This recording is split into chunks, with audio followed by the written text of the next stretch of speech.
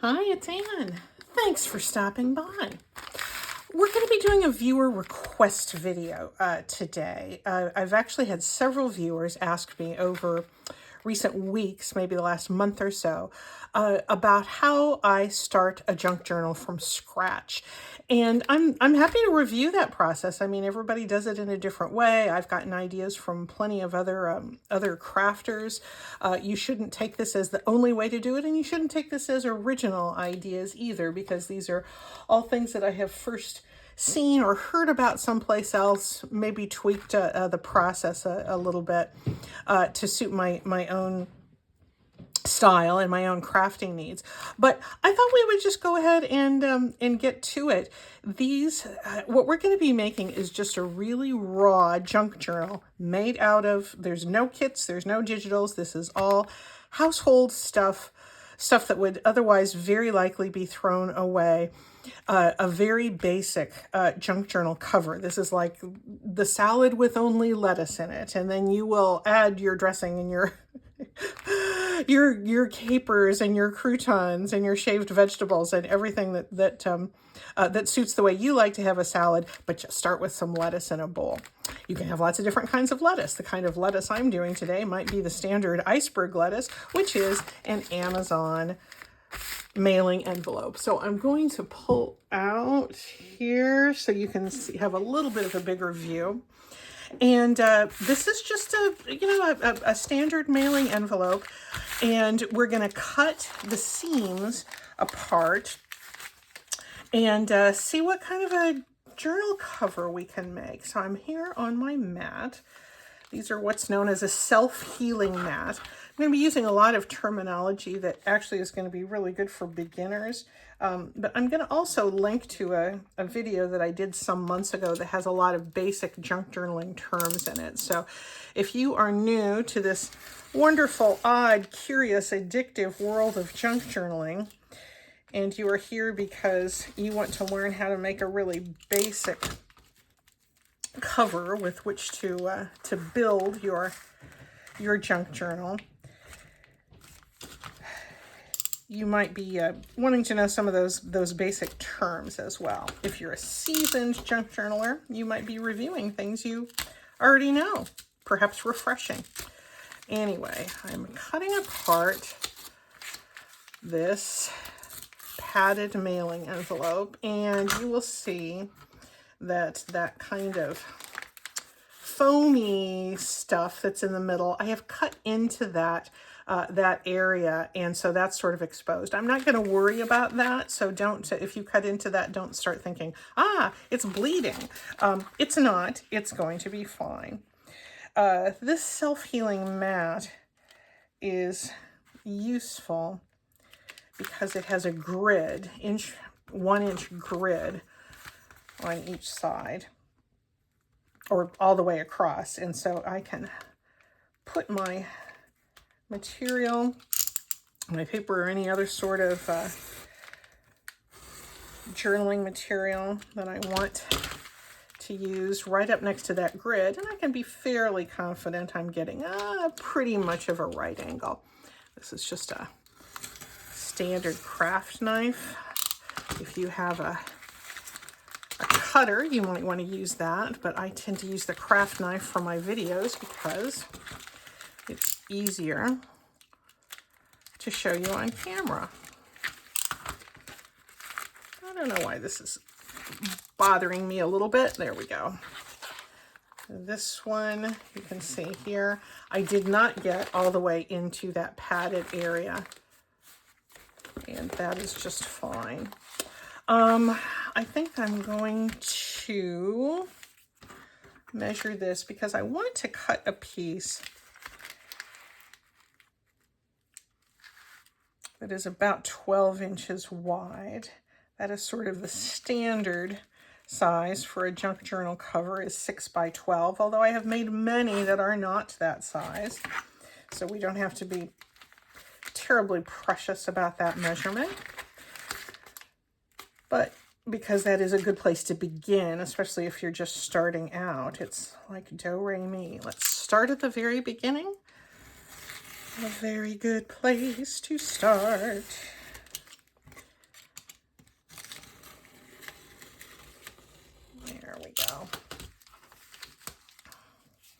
the beauty of using these Amazon mailing envelopes is that they have an inside. There's printing on the outside, but they have an inside that is plain, and that's going to become the outside of our journal, and we're actually going to get 2 out of this. So I've got a 12-inch measurement this way, and we're going to do a 9-inch measurement the other way. This is just a standard aluminum ruler that you can get in any office supply store. Or, of course, our old friend Amazon. There we go. And I like the aluminum rulers because they can withstand the sharpness of this blade right up next to them. I have occasionally grabbed a plastic ruler that I've used as a straight edge. It's fine for tearing, but I've ruined a couple of nice plastic rulers by literally shaving off part of the edge. Oh, come on, there we go. Okay, despite my struggles, you can see that we have 2 nice, thick, crinkly potential journal covers here. The next thing I'm going to do is I'm going to go over to my sewing machine and I'm going to stitch around the edge. I don't have a way to film at my sewing machine, so I'm going to have to come back. I'll see you in a minute. Okay, I'm back from the sewing machine and I can pull in a little bit closer now. This is the bowl of plain basic salad. This is half of that Amazon packing mailing envelope cut into 12 inches by 9, and I have zigzagged around the edge. I chose a zigzag because I wanted that stitched edge to literally encase because there's 2 pieces of paper that are adhered together with that kind of foamy, crumbly stuff. I wanted to encase that edge so we would have a minimum of crumbling.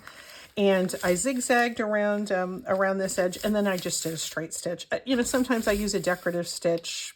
You know, sometimes I, do something curvy. Sometimes I do several rows of straight stitches.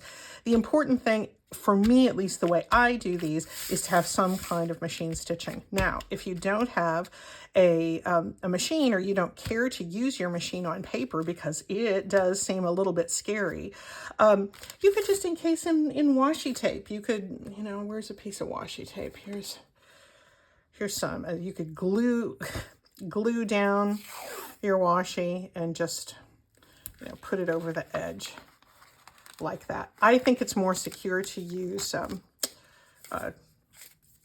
machine stitching, but use what you have. Use what you have. That's the beauty of junk journaling, is that you don't have to go out and buy new things. You could use some of your scraps here and fold those over the edges and glue them down. The important thing is just to give a little more rigidity, a little more heft to those edges. So what I'm doing now is using this as an ink dauber that has a little foam pad on the end, and I am distressing, and I am doing that because in junk journal world, we like the edges that look like they've been handled a lot. They look like they've been around the world. They have been examined and stored and torn a little bit and consulted and have just weathered with age, but are still useful and still beautiful in their own way. And that, to me, I think is one of the most beautiful things that the junk journal aesthetic gives us. I believe this so strongly, is that it celebrates age. It celebrates a certain amount of deterioration. It celebrates the rising above that which most people would think is no longer useful. These items, this mailing envelope that in many places would have been at the end of its journey, would have gone, hopefully in the recycling bin. But how about if we use it for a much grander purpose? to create a beautiful piece of art. These things can still go into the recycling bin because you recycle these just like you would a paper bag. All right, from here, what many people do and what I have done sometimes is I've glued down a piece of fabric, maybe that you've pinked along the edge. You can also stitch the fabric directly to this if you wish to do so. You can paint, you can stencil, you can do any kind of mixed media treatment to it, or you can leave it just like this. And I do this a lot. Again, this is the bowl of lettuce. We can add other stuff to it later. This is the basic thing. So what I'm going to do, well, here, let's show you. I'm going to show you 3 different types of paper that you can put in a very basic junk journal. And from there, you can just decorate it up in whatever theme, whatever aesthetic you want to do. One of the things that I do that's super helpful, and you've seen me do this a lot if you've been with me for a while, is I cut a template. I just take one of those sort of lightweight cardstock weight flyers that come in the mail, and they go all into a bag. In this one, I have cut to be 5.5 by 8. This is half the size of an 8.5 by 11 sheet of standard copy paper. And this is roughly going to be the size of the pages that are going to go into this journal. Let's fold this in half. I love this kind of stuff. You can paste things over it if you wish to. But again, for that basic journal cover, I like to leave that printing on there. It kind of makes me, that's a smile, Say what you will about Amazon. They have branded themselves well, that's for sure. There we go. There is our journal cover. We're going to look in a little bit about things that we can glue on here. But you can see how this template here, if we cut our papers to be this size, it's going to fit nicely. Now, let's set this aside and we're going to talk about signatures. A signature is a clump of paper that is folded together and is inserted into a book. And we use a lot of these, excuse me, speaking of bowls of salad, I just had some myself. And this is just a sheet of 8.5 by 11 copy paper.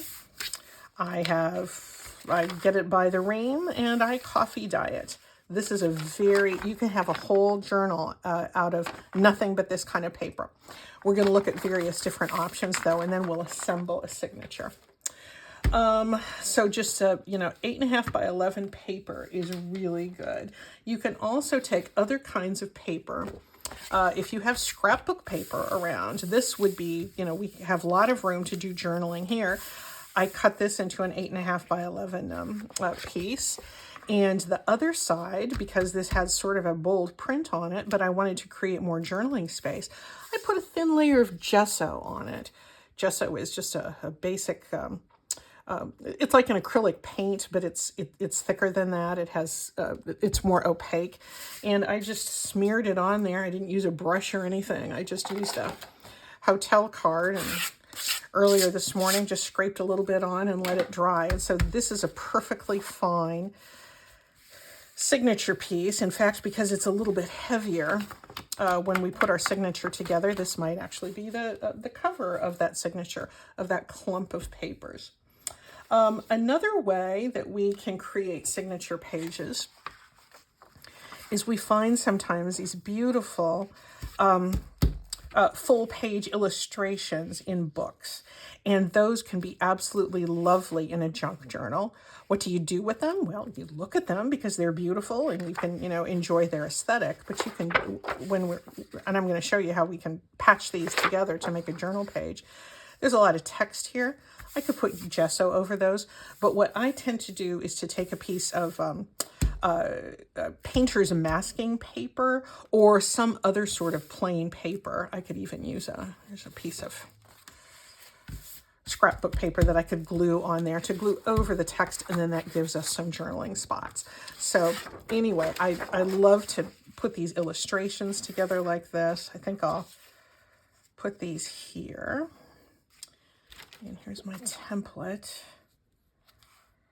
And I can cut them down to suit. I think if I glue them together here, that might make, where's my glue? Oh, here it is. I think this will make a nice signature page. And what I'm going to do is I'm going to just double up the thickness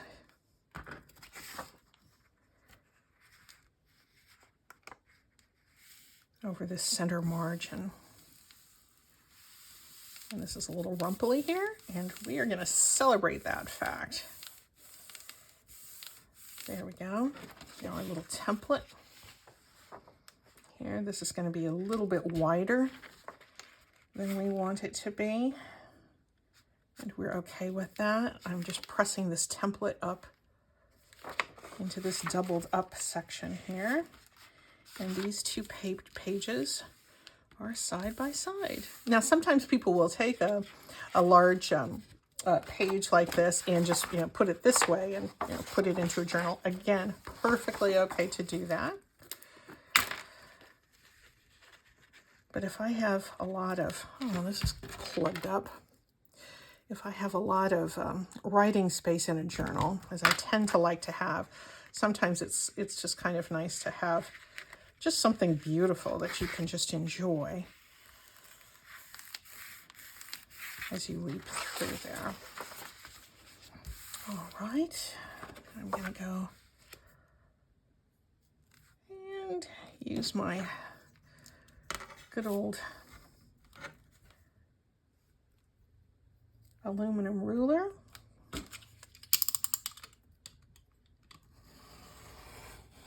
And we'll trim these more when we actually do the inserting, but this is going to get us pretty close. And one thing I can do, if I wish to, I can either cut this down, or I can fold it up and make a little pocket. But yeah, that's good. That would be a small enough pocket that I think I would prefer to just cut that off. So once again, our template is going to help us. Big believer in templates around here. These things come through the mailbox every day.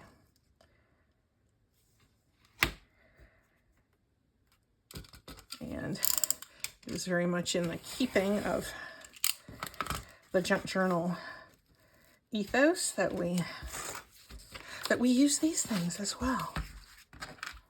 Maybe this is why my glue was plugged up. Okay, here's something else that we can stitch into our signature. So we have our pieces that were 8.5 by 11 that we folded. We have some that we cut to be 8.5 by 11. We have some that we joined to and then trimmed to form a new 8.5 by 11 piece. The next thing I want to show you, and I've done a whole video on this before, so I'm not going to go really into it.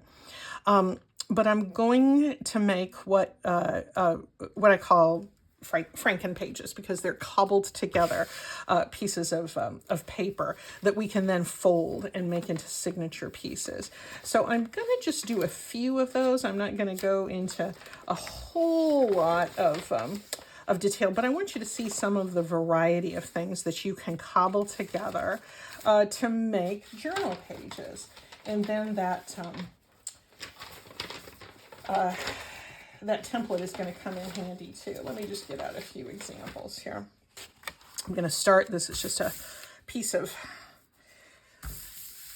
dyed paper that I did some time ago, and I'm going to leave a lot of edges rough here.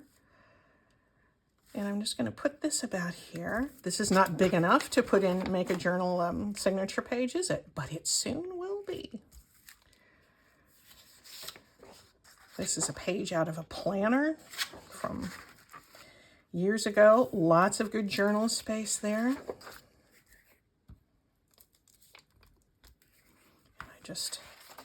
What I'm going to do is just create a long strip.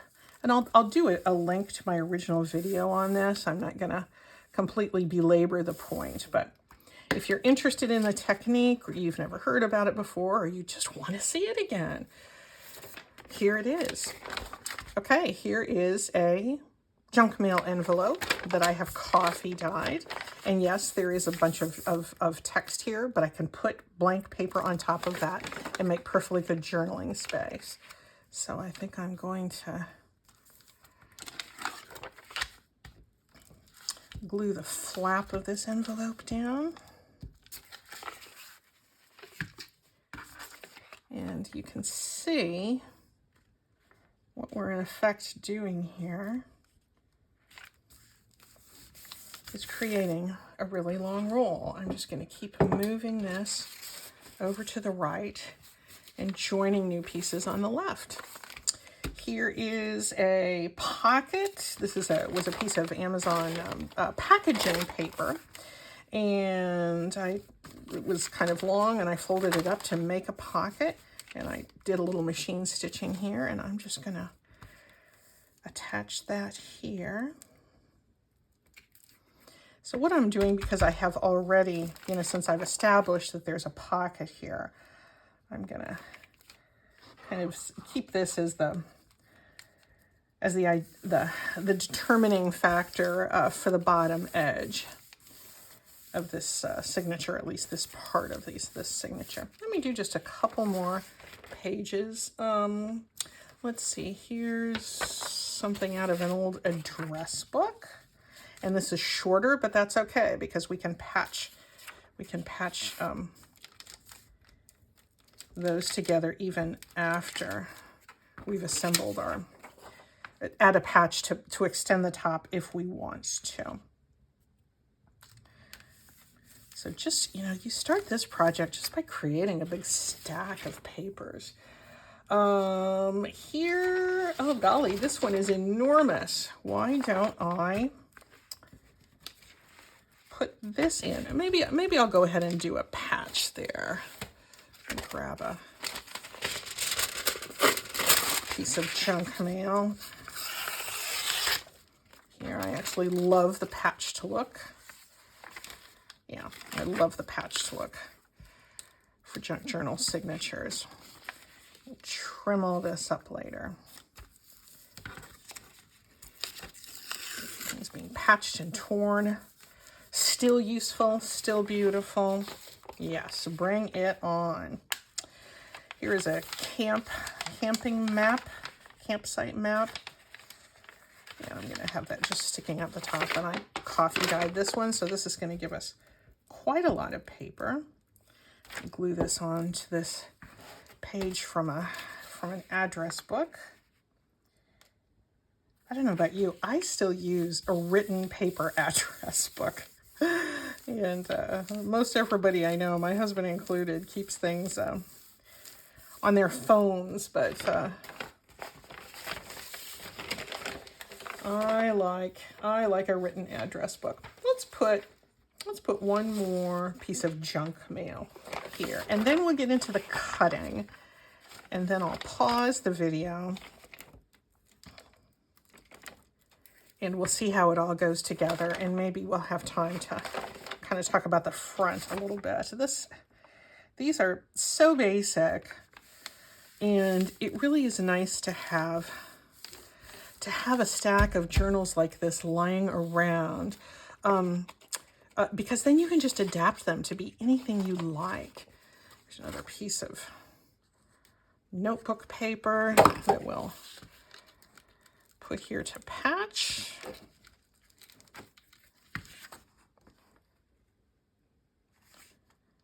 And we're going to obviously go through and re-secure some of these with glue and also with stitching. Okay, so here, okay, I'm going to rewind. Going back here to the left. I find it easier to work in this direction. Yeah, what did I do with my template? Oh, here it is. Oh, no, that's something else. Or oh, no, that is it. Okay. So what I like to do, because this is the size that we're going to want, we want our signature pages to be.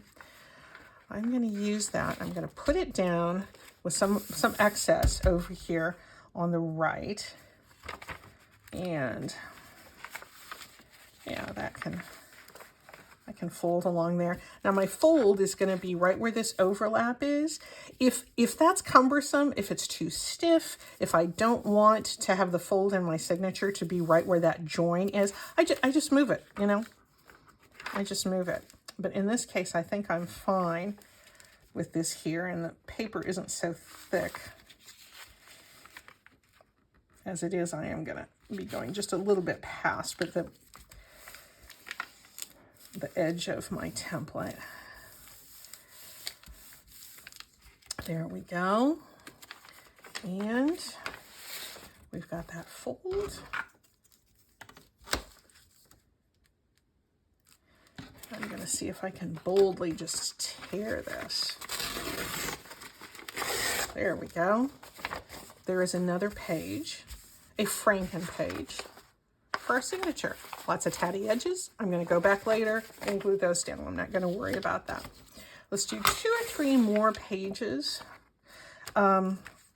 Here, I think I'm going to cut off this excess here because I want the fold to be around here. I want this to be pretty much its own page. So I'm going to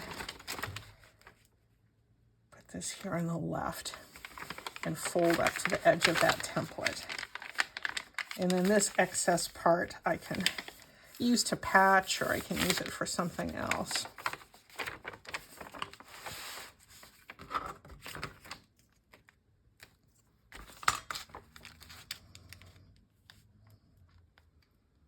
There we go. I'm going to use my knife here because I don't want to tear that machine stitching.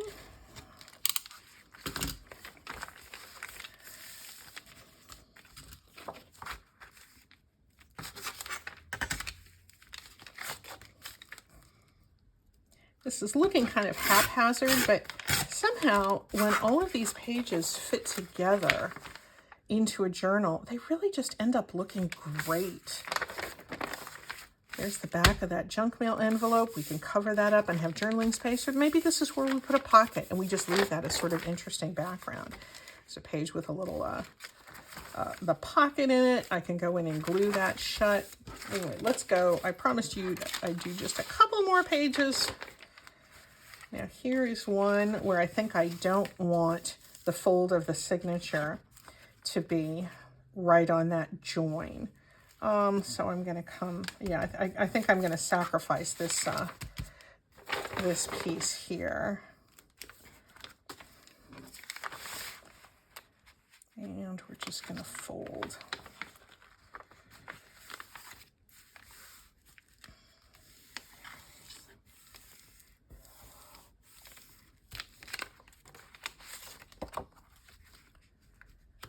Yep, there's plenty of space there. And this is going to make an interesting franken page. There we go. So when you use this method, you just keep going until you have all of these pieces made, and then you can get ready to stuff them in your journal. So I'm going to trim this up, and we're just going to look and see if we have enough pages here. All right, here is our stack of things that we've been creating.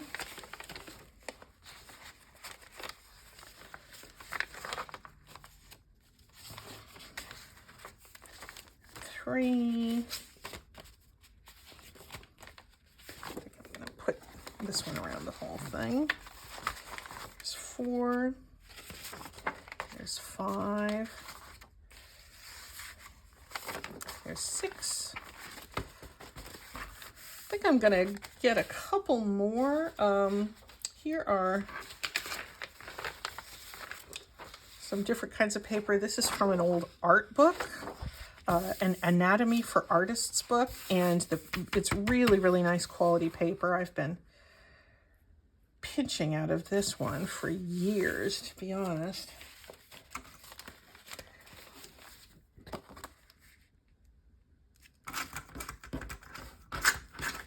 And it's just always kind of interesting to add some of those pages into a junk journal.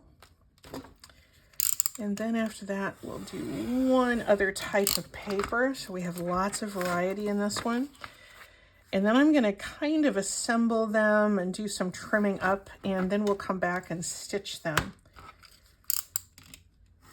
into that journal cover. And then we'll talk about what we might want to put on the cover. There's one more signature page.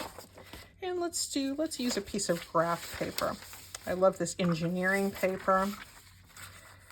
And this one I think is 8.5 by 11. Yeah, so we can just put that right in there. Some people will use like an interesting old book page or an old advertisement that they'll, or a sack, something like that, that they'll put into, just stitch into the middle of the signature. But this is how I make mine. I'm going to trim all this up. And when we come back, we're going to see how it stitches into the cover, and then we'll look at something we can put on the cover. And it can be something nice and basic and neutral, and then we can just have this set aside whenever we need a gift and we want to really personalize it with the ephemera that we're making. We can have it suit almost any theme we want. I will be right back. Okay, so I've determined that I want this little journal to be just 8 pages, have 8 sheets of paper. That means that it's going to have 24 writing surfaces on here, writing or embellishing / just admiring surfaces on it. So 24 individual pages, 8 sheets of paper that are folded together to form one signature. Certainly there's many, many different ways to put a junk journal together. You can have 5, 6 signatures if you wish. They don't all have to be one signature journals.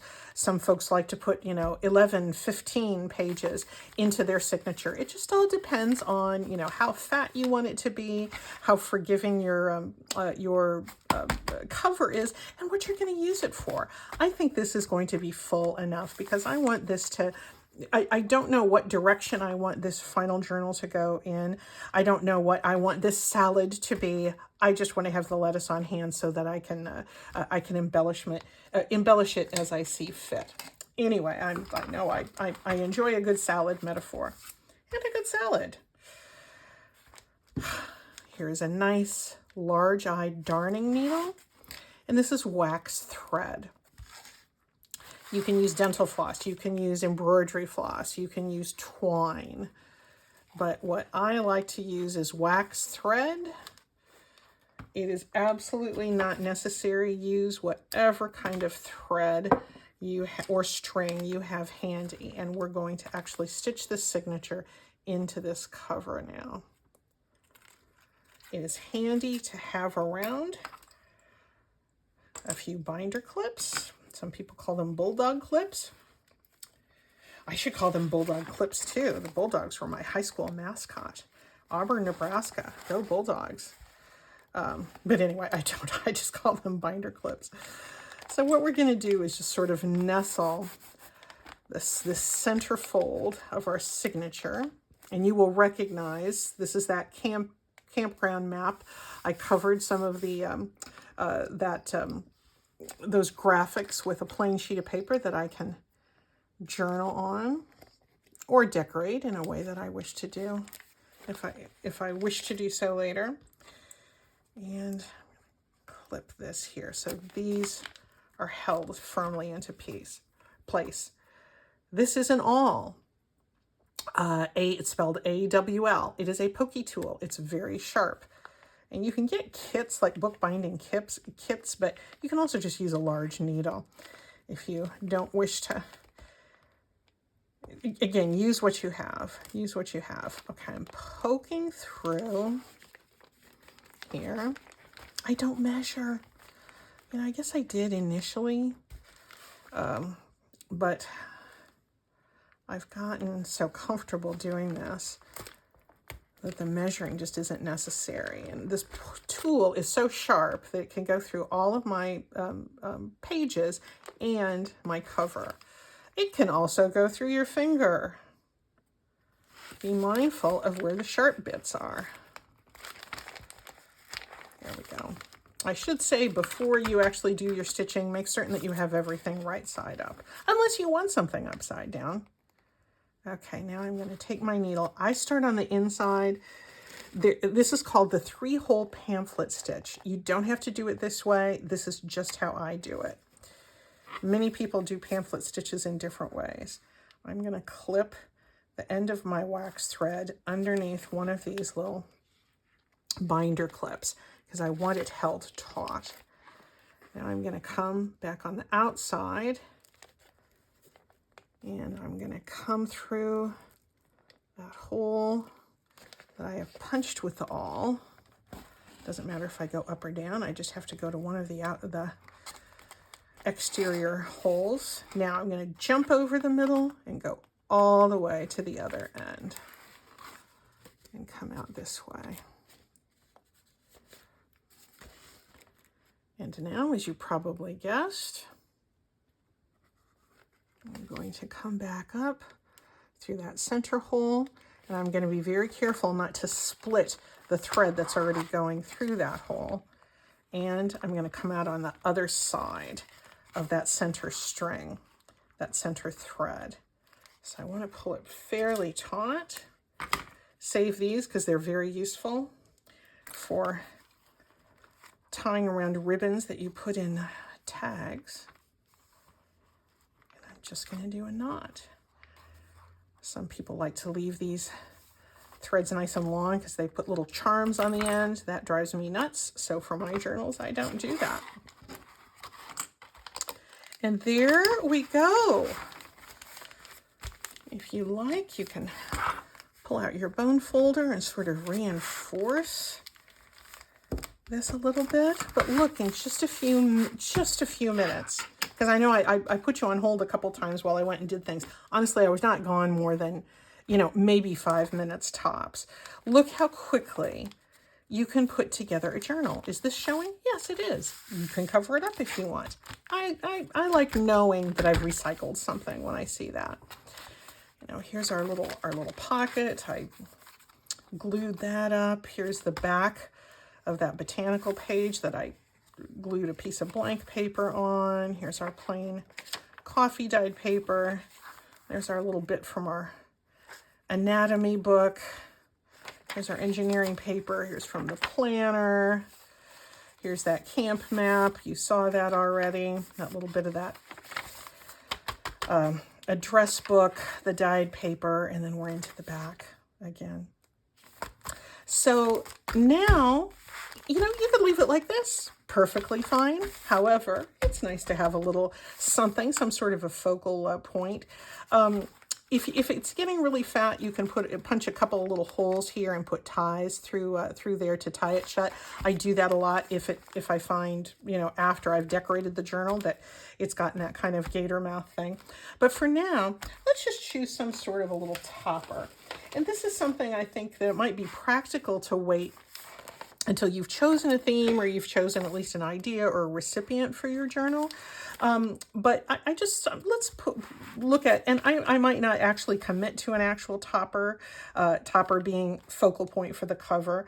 I might not commit to that now, but I want to show you what I keep on hand. I have this little envelope that I have very imaginatively entitled Finished Toppers. And when I get experimenting with different kind of toppers, I just throw them in this envelope. And if I want to quickly do a journal, I have something that I can choose from. That's a pretty rose that's behind vellum. I like that. That's sort of a gardening theme. What about that little bird? All of these are just things that I just made in a mass make session, and or multiple mass make sessions. I love these. I'll put the link to this. You've seen me do this before on other journals, but I love this technique. This is a reverse applique that I made using old calendar pages and some of my husband's old t-shirts. Here's another style of topper that I've done. if I want to ground, if I have a smaller topper that I want to put on something large, I very often will take a piece of corrugated cardboard and glue the topper on the corrugated cardboard that I have distressed, and that makes for a nice looking journal as well. I've got one over here that you have. Whoops! Hope I don't send things a-tumbling here. There we go. This is a nice topper that has that corrugated cardboard look on it. And this was another journal that I made out of an Amazon package, but it was the plasticky kind of envelope, and I covered it in fabric. So many different ways to do this, many different flavors of salads. You know, you've got your icebergs, but you also have your, escaroles and your kales. So something like that might be a little bit too big. Here's a topper that's stitched. I'm kind of liking that.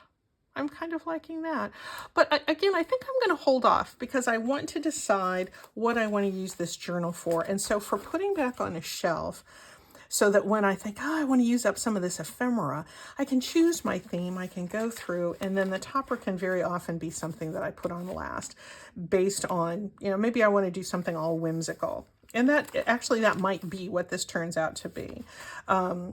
And if that's the case, I would choose something different. So these are toppers. But if you have a bunch of journal cards or tags, consider those for things to put on the top of your journal too. Let me just grab a couple here. There's a little journal card that was in my stash, and that actually would be a super cute cover, wouldn't it? It would. Here's another one from my whimsical collection. You saw me finish the back of that recently, but what if this little card doesn't see the light of day? And I put that on as a cover. Wouldn't that be cute? If I were going to do that, I would probably paint this or do some sort of doodling around the edge to extend that whimsical theme. But you can see how many different ways that you can go with something like that. This would be nice maybe with a little tag down here that had the year or, summer thoughts or something like that. Many, many different ways that we can decorate the fronts of our journals. But the point of this one was to answer the viewer question, how do you make these in the first place? And you can make them out of hardback books. You can make them out of, almost, cereal boxes. There's a million different ways, million different flavors of that lettuce. This is the basic that I use. I usually have several of these on hand at any given time. And then when I want to grab something and make a journal quickly, I have the basis to do so. I hope that was helpful, guys. We'll talk to you soon. Bye.